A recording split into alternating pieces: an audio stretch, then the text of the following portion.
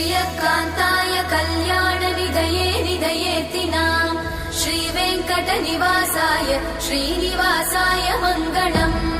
लक्ष्मी सविभ्रमालोक सुभ्रूविभ्रमचक्षुषे चक्षुषे सर्वलोकानां वेङ्कटेशाय मङ्गलम् श्रीवेङ्कटाद्रिशृङ्गाग्रमङ्गलाभरणाङ्गये मङ्गलानां निवासाय श्रीनिवासाय मङ्गलम् सर्वावयव सौन्दर्य सम्पदा सर्वचेतसां सदा सम्मोहनायास्तु वेङ्कटेशाय मङ्गलम् नित्याय निरवध्याय सत्यानन्दचिदात्मने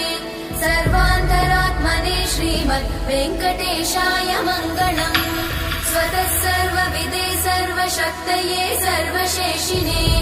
सुलभाय सुशीलाय वेङ्कटेशाय मङ्गलम्।